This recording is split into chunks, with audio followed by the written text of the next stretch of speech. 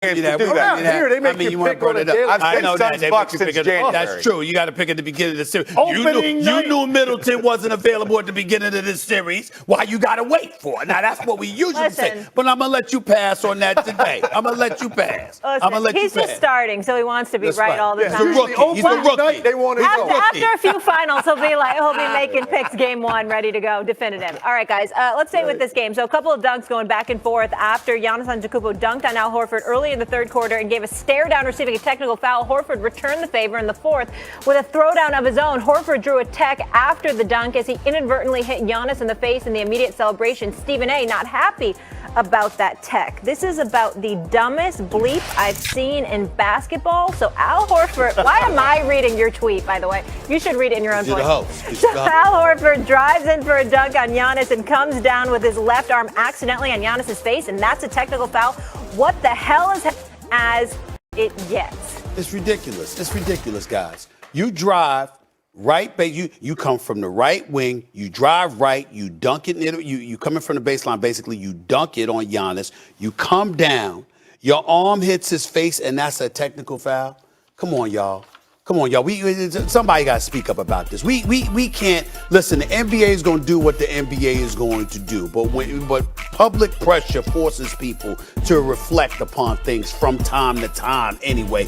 And this is one of those things that we got to sit up there and just say to yourself, "Come on, can we play basketball, please?" You know, Giannis went down because it was an and one. He got fouled on that play by Giannis, and because on the way down you hit Giannis in the face, that's a technical foul. Come on, y'all. It's just too much. It's just too much. These calls are ridiculous. I'm sick and tired of replay, by the way, taking all day, every day. I mean, damn, I got time to cook dinner by the time they finish evaluating a particular play or whatever. You're almost on the verge of getting as bad as baseball with how long games take because of what you're doing to slow the game down with all of these damn video replays. It's getting a bit ridiculous. That was not a technical foul.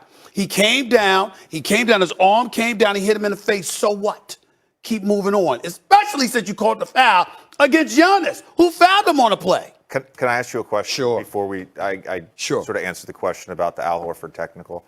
Do you prefer that they don't have video replay? Because you want them to get it right. You want them to get it right. Me personally, last 3 minutes of the game. That's it. That's it. That's it. But what about if there's a hostile act? They should call that in real time. What about if off the ball someone hit somebody in a certain area? You've got to review all this stuff. We're talking about things that when you're talking about violence, when you're talking about harm that has been done to somebody else. I'm not just talking about violence. I'm talking about all the plays that occur throughout a game that they review, right. And Twitter, right. Us the next day, right. We're all in an uproar if they get it wrong. No. We're usually in an uproar in game deciding situations. Stuff that is subjected to human error, even when it's missed, it's par for the course. It happens. I saw in baseball an umpire call a guy out and ruined a perfect game.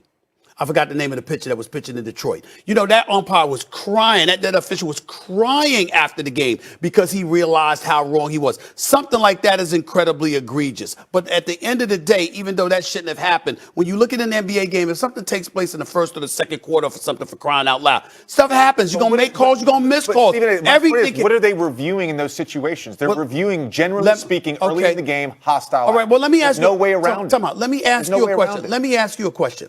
How many times have you found yourself in a situation where a play was reviewed and we still saw the referees get it wrong? It was reviewed, and they still got it wrong. Game 5, 2014. Okay. Western Conference semifinals. Reggie Jackson tipped the ball out of bounds. We saw it on tape. Tony Brothers elected to give OKC the ball back. Okay. I'll stand by that. All right, that's I'll fine. stand by that. But I'm just and we lost the game. I appreciate that. And we lost the game. Somebody's still bitter. Somebody's still bitter. It was right there. Nothing. Hey, he didn't have to go far to recall him to recall that. Exactly. This was last night in the hotel. That's right. No, listen. That's hilarious. So right off the top. Right off the top. It's just like the other day we asked Jalen Rose about some issue that he had with a player one time, and he right away said, Ken Conley. That's right. He dropped it as well. Ken Conley. No one even heard of this dude, man. Jalen remembers that dude. Jalen remembers. So here's where I'm on both of these things. First of all, I agree for me, that should not have been a tech. It looked bad live because it happened so fast and it looked violent. Then I saw the replay, and I'm like, wait a second, man. His left hand was up because he's kind of shielding himself from the defender. That left arm has to come down at some point. That's right. Came down across his nose. And the other thing is, I said, Al Horford is either the smartest guy in the world or he genuinely didn't mean anything by that because he never even looked at Giannis. Exactly. He did it, and he kept looking this way, celebrating, but he never did. If he did this, maybe a different story. He didn't do that. So I think that's where I fall on that particular call. As far as, I texted somebody during the game last night, a group chat. I'm like, man, how about the good old days when dudes just try to stay on their feet and guard a guy? Yes, sir. Everything is just constantly baiting an official. Make a call, make a call, make a call. Any contact, boom, I'm on my back. Make a call. That, to me, is what's disrupting the flow of the game more than anything. I like the review in terms of getting things right, but all of these plays where guys, they're not thinking about guarding a guy through the possession, getting a hand up contest. It's how can I try to find a way to bait an official to put him in a tough spot to make a call right now. So many plays, guys are on their back. It's nonstop throughout the game. That's what frustrates me watching the game. So there's a couple things to this. So on the review part, which you guys, I hear your complaints. There's a challenge every game. And like last night on Jaylen Brown's fifth foul, Milwaukee used it because they called the initial play on Drew Holiday a block, and they used the challenge. So they're going to review that. So are you saying there shouldn't be challenges? Just to be clear. I'm okay with the challenge. I think it's had a very minimal effect on the game. Truthfully, I don't think it's really affected the game. I agree with that, but the smart coaches that hang onto it for plays like that where it's an important foul, end the game, I think there's value. I'll say this real quick about the challenge. I saw it again last night. Draymond Green took one. I mean, as soon as he hit the ground, he's going like this to Mike Brown. And I'm saying to myself, I'm a coach. You know what I'm telling my team? Yeah. Do not do this. You better be right. Yeah. Exactly. Yeah. You better, because now that one was a kind of hit, miss, bang, bang, block charge. It really could have gone either way. But there are plays that's so obvious. It's so obvious you fouled a guy. And you're doing this, and especially if it's a star, the coach feels all the pressure to appease that guy. You're asking for this? All right, we're going to do it. And then you go to the replay, we're like, why would you ask me to challenge But that? let me go back to the original point that JJ and I were debating about. Human error is a part of life, just like it's a part of sports. You trying to tell me somebody is going to fret over missed calls that took place in the first and the second quarter or something like that? I'm talking about when you talk about the last 3 minutes of a game, the last 5 minutes of a game, talk about a game being on the line, that's an entirely different matter. But before that, over the course of a game, you got plenty of opportunities to make up for any mistakes or any errors that may have taken place. We see every single play. Tell me what play that you see when a foul is called and a player ain't complaining, or a player doesn't feel screwed over, or a player doesn't feel that the officials got something wrong. We see coaches arguing with referees every single play. We see players arguing with referees every single play. It happens.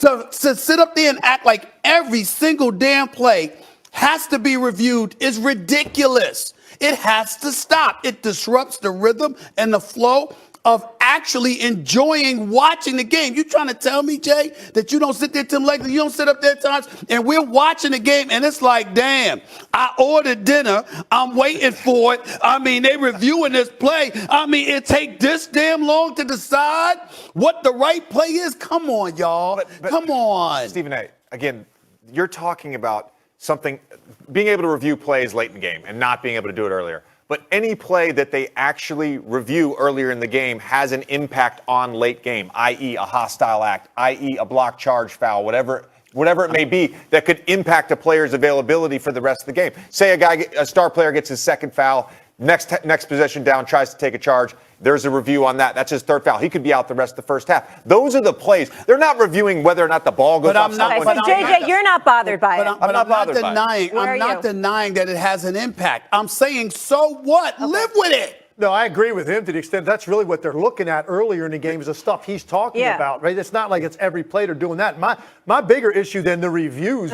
is the constant acting job with the players that defenders are doing. That to me, they didn't act in the 90s. No, they did. They didn't act in the 90s. You didn't have dudes on their back. You didn't have dudes on their back to the extent. Last night there were 4 guys on the floor in one play. No, I understand. It's a bit Marcus extreme Smart at times. and But I Giannis mean, my God. I mean, listen, Shaq with Vlade Divac, Reggie Miller, and so many others. Come on now. There's a whole bunch of dudes that were planning on going to Hollywood long before they left the NBA. I mean, with some of the acting jobs that they put forth. That is absolutely true. If you genuinely think that watching in a game today is the same in terms of dudes trying to take charges, bait a ref into thinking they just took a charge. But there is no comparison between now and I'm not denying that. What I'm saying to you is that there was a lot of acting going on before. The difference between then and now is this. The NBA has gotten, so I'm not talking about the players. I'm talking about the league office in terms of their heavy hammer that they bring down because they don't want style of play disrupted. You want more offense. You want less physicality. So the game is called tighter. And as a result, to alleviate some of those things. And as a result, we find ourselves looking at it, and it's like, wait a minute now. What the hell are you going to do next? Human error is a part of it, fellas. Okay. Just take it. Agree to disagree. We all have different gripes here, except for JJ. He likes the way it is. Yeah, but he remembered 2014. His walk back and forth to school wasn't so long. Remember that? Real quick, the recollection. All right, let's keep it rolling here, guys, because we have two game fives tonight, and they're both tied up. Still out on first take. James Harden turned